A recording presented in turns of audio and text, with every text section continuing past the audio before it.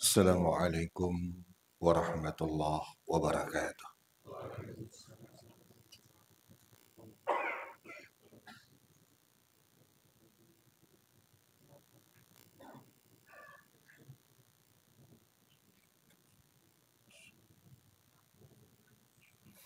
Alhamdulillah alladzi 'allama al-Qur'an khalaqal insan 'allamahul bayan. Asy-syamsu wal qamaru bi husban. Asyhadu an la ilaha illallah wahdahu la syarikalah. Wa asyhadu anna Muhammadan 'abduhu wa rasuluhu wa la nabiyya ba'dah. اللهم صل وسلم وبارك وكرم على نبينا محمد وعلى آله وأصحابه ومن تبع هدى بإحسان إلى يوم الدين. أما بعد فيا عباد الله أوصيكم ونفسي بتقوى الله وطاعته لعلكم تفلحون.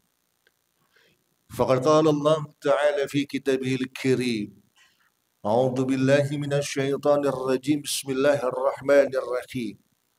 يا أيها الذين آمنوا اتقوا الله حق تقاته ولا تموتن إلا وأنتم مسلمون. وقال تعالى أيضا في آيات أخرى: إن الذين آمنوا والذين هاجروا وجاهدوا في سبيل الله أولئك يرجون رحمة الله والله غفور رحيم.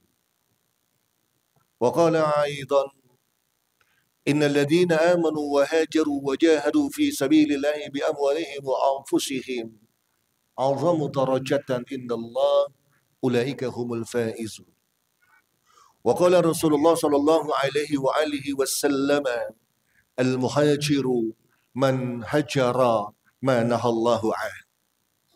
صدق الله العظيم وصدق رسول حبيب النبي الكريم ونحن على ذلك من الشاهدين والشاكرين walhamdulillahi rabbil alamin. Ma'asyiral muslimin, jamaah salat Jumat yang berbahagia.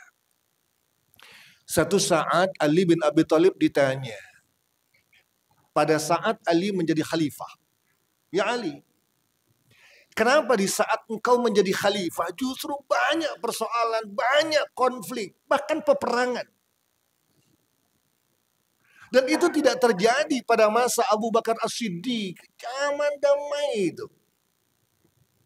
Dan itu tidak terjadi pada masa Umar bin Khattab, nyaman, bahkan Umar bisa ekspansi meluaskan Islam. Tapi kenapa, wahai Ali, di saat engkau menjadi khalifah, cemeraut, kacau nih negara ini? Lalu apa jawab Ali bin Abi Thalib? Wahai sahabat, ketika di masa Abu Bakar, di masa Umar, pengikutnya aku. Orang-orang yang ada di belakang Umar, di belakang Abu Bakar, aku dan sahabat-sahabat lainnya yang penuh dengan keikhlasan. Sementara sekarang, di masa aku, yang hadir dan menjadi orang-orang di belakang adalah orang-orang sepertimu. Kenapa di Abu Bakar, di masa Umar, bahkan sampai ekspansi? Karena akulah yang ada di belakang mereka semua. Sementara kenapa di masaku seperti ini? Karena engkau ada di belakang itu semua. Saudara, pasca kejadian Ali, maka kemudian sejarah mencatat Islam mampu mengembangkan ekspansi hingga ke pelosok dunia, bahkan Islam mampu hadir di Eropa, 2/3 Eropa itu mampu ditaklukkan oleh Islam. Saudara hadirin jamaah yang mulia, ketika Rasulullah Shallallahu Alaihi Wasallam ditanya oleh sahabat, ya Rasul, apa sih sebetulnya substansi dari hijrah? Apa sebetulnya intisari dari proses hijrah? Apa kata Rasulullah? Hijrah adalah, atau orang-orang yang berhijrah, man al-muhajir, Rasul menjawab, man hajara ma nahallahu anhu. Orang yang mau melakukan perubahan, orang yang ingin melakukan pembaharuan, baik secara personal maupun kolektif, maka syarat awalnya adalah hajara manahallahu an. Tinggalkan apa-apa yang dilarang oleh Allah Subhanahu wa taala, maka kau akan mendapatkan kesuksesan dalam kehidupanmu. Sesuai dengan ayat Al-Qur'an sebagaimana Khatib sampaikan tadi, innal ladzina amanu wa hajaru wa jahadu fi sabilillahi bi amwalihim wa anfusihim a'zamu darajatan indallah ulaika humul faizun. Bahwa momentum hijrah adalah momentum perubahan at-taghyir atau at-tajdid ilal faiz, untuk menjadi pemenang-pemenang dalam kontestasi dan persaingan kehidupan. Itulah jawaban. Kenapa pasca Ali bin Abi Thalib kemudian Islam mampu 200 tahun lamanya. Bahkan ada yang mencatat 400 tahun lamanya mampu menggenggam peradaban dunia karena spiritnya, spirit hijrah, spirit meninggalkan apa yang dilarang oleh Allah Subhanahu wa taala. Saudara, betapa hebatnya jawaban Rasul ketika bicara tentang perubahan. Ketika Rasul ditanya siapa sih orang yang hijrah, Rasul nggak menjawab orang yang hijrah yang sholatnya tepat waktu, tidak. Orang yang hijrah adalah orang yang rajin bersedekah, berinfak, tidak. Orang yang setiap malam qiyamul lail hingga keningnya hitam, bukan. Orang yang selalu puasa Senin Kamis, puasa sunat, tidak. Tapi Rasul menjawab, orang yang mau melakukan perubahan, al-muhajiru, orang yang berhijrah, man hajara manahallahu anhu. Orang yang mampu meninggalkan apa-apa yang dilarang oleh Allah. Saudara, kalau kita telusuri, ternyata dalam makna al-muhajiru itu, ketika kita bicara sholat, kita ingat salah satu ayat. Inna sholata tanha anil fakhsya iwal munkar. Sesungguhnya inti daripada sholat adalah mencegah kita melakukan fahsya dan kemunkaran.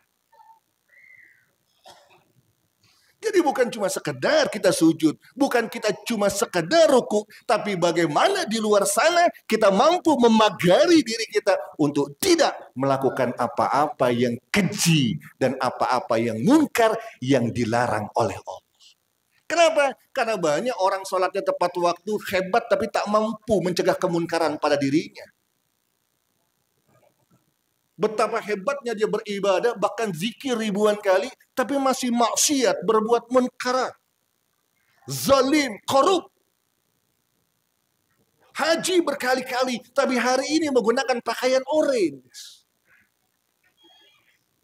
Kenapa? Karena dia tak mampu menghadirkan benteng untuk menjaga dari apa-apa yang dilarang oleh Allah Subhanahu wa taala. Karenanya ketika kita sholat, ukurannya bukan ketika kita sholat tepat waktu, bukan ketika kita berlama-lama memanjangkan sujud, bukan. Tapi bagaimana di luar sana kita bisa memagari diri dari apa-apa yang dilarang oleh Allah Subhanahu wa taala. That is point. Itu poin. Sama ketika kita puasa. Apa sih puasa? Nggak makan, nggak minum, nggak berhubungan seks. Itu semuanya larangan. Tidak berkata kotor, tidak rafatha, tidak kedap, tidak berkata dusta, tidak melihat sesuatu yang diharamkan, tidak marah-marah, tidak mengambar syahwat, tidak mengumbar hawa nafsu, tidak terjebak dalam kenikmatan-kenikmatan dunia. Puasa semuanya larangan. Tapi lihat hasilnya, la'allakum tattaqun, hijrah, faizun, sukses. Selesai puasa, kita secara kultural saling mengucapkan minal aidin al-faizin. Al-faiz artinya kesuksesan. Begitu juga dengan sholat. Sama dengan sholat Jumat yang kita lakukan hari ini. Saudara hadirin jamaah yang mulia. Dulu kita ingat betul. Kita ingat betul dulu. Ketika mungkin orang-orang tua kita masih ada. Atau bagi orang-orang yang merantau ke Jakarta. Biasanya orang tua sebelum anaknya berangkat, atau orang tua ketika dia rasa udah dekat usianya, dia sering memberi nasihat kepada anaknya. Nak, jangan sekali-kali engkau tinggalkan sholat. Pasti pesannya itu pesan yang sifatnya larangan.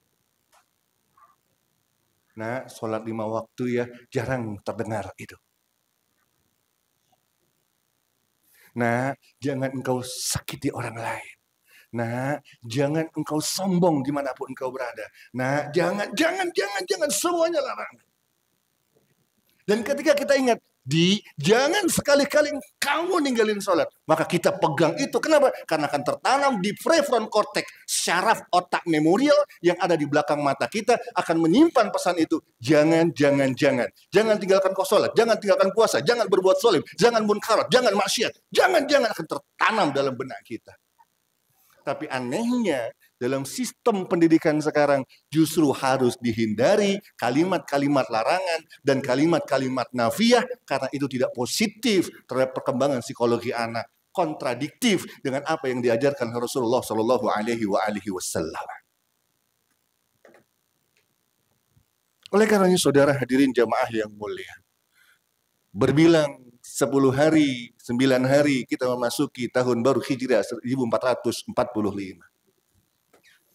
Tahun baru bukan cuma sekedar seremonial.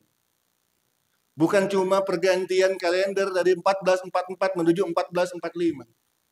Tahun baru Hijriah bukan cuma sekedar momentum seremonial kita bakar obor lalu kita keliling kampung. Bukan.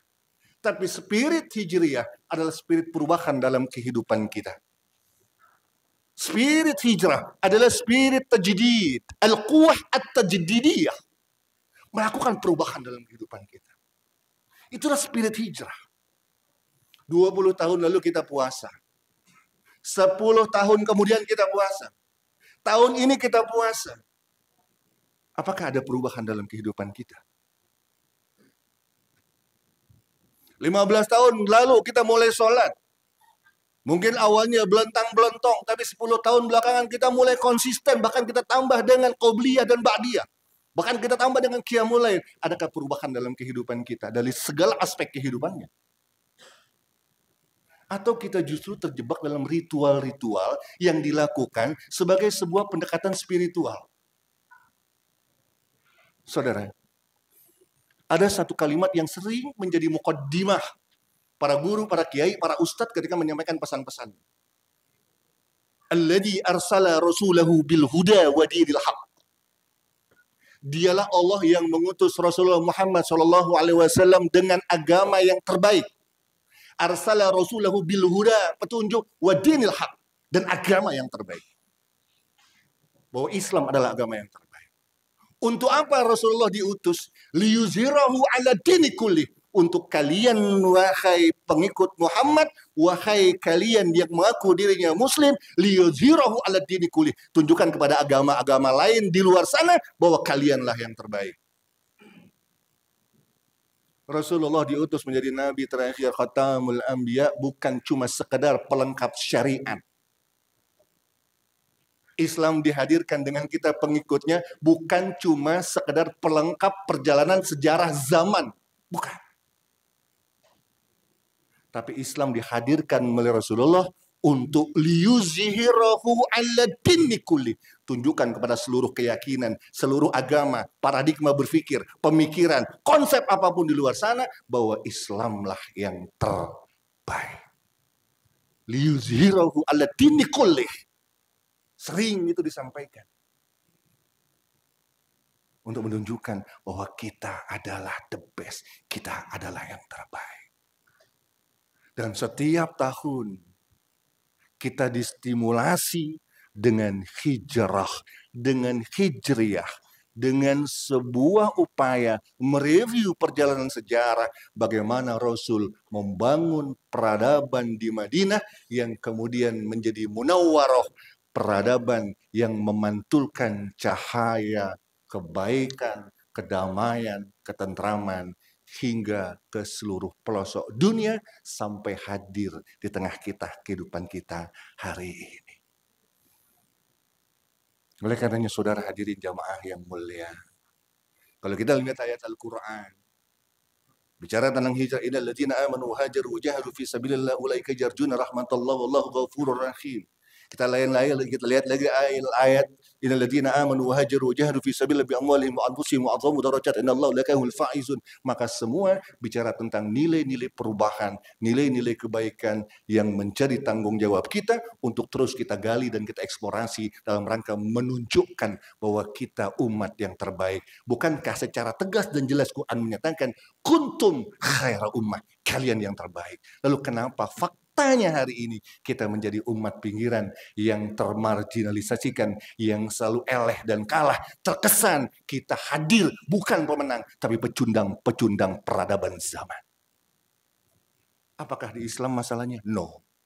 Apakah di sunnah Rasulullah? Tidak. Apakah di Al-Quran? Tidak. Kenapa? Karena kita hanya melihat Islam sebagai sebuah keyakinan. Islam bukan sebagai worldview, tapi Islam hanya sebagai sebuah ritual. Padahal momentum hijrah adalah perubahan dari Islam ritual menuju Islam fenomenal. Dari Islam yang cuma sekedar ajaran, tapi berubah menjadi Islam sebagai sebuah peradaban. Seorang Islamolog orientalis mengatakan, Islam is not only religion. Islam bukan cuma agama, but Islam is complete civilization. Tetapi Islam adalah peradaban yang syamil, peradaban yang komprehensif, peradaban yang menyentuh hal terkecil dari aspek kehidupan manusia. Hijrah berarti perubahan. Perubahan hanya bisa kita lakukan kalau kita mampu meninggalkan apa yang dilarang oleh Allah. Al-muhajiru man hajara ma nahallahu anhu. Kita taat, kita jalankan perintah, tapi tak mampu meninggalkan larangan, rasanya sulit untuk melakukan perubahan. Tapi kalau kita tinggalkan ke apa yang dilarang oleh Allah, insya Allah yang tersisa dalam diri kita adalah kebaikan, kebaikan, dan kebaikan. Semoga Allah membentengi diri kita untuk memiliki kekuatan dalam rangka meninggalkan apa-apa yang dilarang oleh Allah dan apa-apa yang dilarang oleh baginda Rasulullah Muhammad sallallahu alaihi wasallam. Barakallahu li wa lakum fi al-Qur'anil azim wa nafa'ni wa iyyakum bima fihi min ayati wa dhikril hakim. Fataqabbal minni wa minkum tilawatahu innahu was-sami'ul 'alim. Aqulu qawli hadha wastaghfiru 'azima li wa lakum ولسائر المسلمين والمسلمات والمؤمنين والمؤمنات فاستغفروه إنه هو الغفور الرحيم.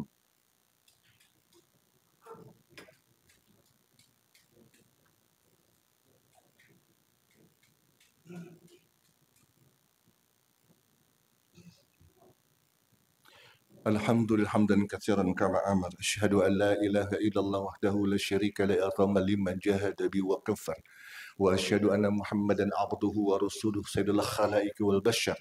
اللهم صل وسلم وبارك وكرم على نبينا محمد وعلى آله وأصحابه مصاب القرار. أما بعد فيا عباد الله أوصيكم ونفسي بتقوى الله وطاعته لعلكم ترحمون. فقد قال الله تعالى في كتابه الكريم أعوذ بالله من الشيطان الرجيم بسم الله الرحمن الرحيم والعصر إن الإنسان لفي خسر إلى الذين آمنوا وعملوا الصالحات وتواصوا بالحق وتواصوا بالصبر. Saudara hadirin jamaah yang mulia, Ibnu Qayyim Al-Jauziyah dalam kitabnya Madarijus Salikin ketika bicara tentang bagaimana menciptakan kenyamanan agar kita bisa melakukan perubahan, ada 3 hal yang harus dihindari menurut Ibnu Qayyim Al-Jauziyah dalam kitabnya Madarijus Salikin. Yang pertama adalah kita harus tinggalkan kita harus meninggalkan hammul lazimun. Jadi keresahan, ketidaknyamanan dan ketidakpuasan ketika kita menerima apa yang Allah tentukan dalam kehidupan kita. Jangan sampai kehidupan kita terus dirhamun lazimun. Sesuatu yang lazim dalam kehidupan kita. Dan itu berupa penyesalan-penyesalan, ketidakpuasan terhadap apa yang menjadi ketentuan Allah. Hindari itu, maka kita akan nyaman jalani hidup. Kemudian yang kedua, ta'abun daimun. Perasaan capek menjalani hidup. Perasaan capek ibadah. Perasaan capek berdoa. Tapi tidak ada perubahan dalam kehidupan. Jangan pernah ada dalam diri kita. Hindari itu, maka kita akan merasakan nyaman. Jangan biarkan at-ta'abun, kita merasa lelah beribadah. Lelah mendekatkan diri kepada Allah. Karena itu akan membuat kita tersiksa dalam perjalanan kehidupan kita. Dan yang ketiga, hindari la taqdi anhu, sesuatu yang akan menjerat kita masuk kepada pembiasaan-pembiasaan yang buruk yang kita lakukan. Insya Allah, kalau ini kita lakukan, maka hidup kita nyaman, damai, tentram. Apapun kondisi yang kita rasakan hari ini, sakitkah, miskinkah, terpurukkah, terpojokkankah, sulitkah, insya Allah kita akan bisa menerima ini. Karena kita yakin ini yang terbaik yang Allah berikan kepada kita. Qala ta'ala aidan innallaha wa malaikatahu yusalluna 'alan nabi ya ayyuhalladzina amanu sallu 'alaihi wasallimu taslima. Allahumma shalli ala Muhammadin fil awwalin wal akhirin wasallim radhiyallahu ta'ala an kulli sahabati Rasulillah ajma'in. Allahumma ighfir lil mu'minina wal mu'minat wal muslimina wal muslimat al ahya'i minhum wal amwat innaka sami'un qaribun mujibud da'wat ya Allah ya Rabbi ya qadiyal hajat. Allahumma inna nas'aluka bima'akil izi min arshika wa mutarahmati min kitabika wa ismika al-azam wa jidika al-a'la wa bikalimatika tamah. Allahumma rabbana zalamna anfusana wa illam taghfir lana wa tarhamna lanakunanna minal khasirin wa tub alaina innaka antat tawwabur rahim. Ampuni kami karena kesombongan kami ya Allah.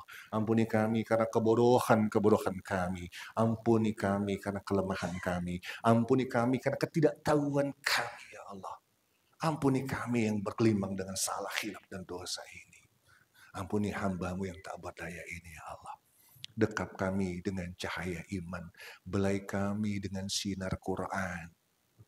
Bimbing kami dengan sunnah Rasul-Mu ya Allah. Jangan Engkau lepas cahaya iman dalam jiwa kami. Genggam kami dalam Rahman dan Rahim-Mu. Rabbana la tuzigh qulubana ba'da idh hadaitana wa hab lana min ladunka rahmah innaka antal wahhab. Allahumma aizil Islam wal muslimin. Allahumma aizil Islam wal muslimin. Allahumma aizil Islam wal muslimin. Rabbana atina fid dunya hasanah wa fil akhirati hasanah wa qina adzaban nar. Alhamdulillahi rabbil alamin.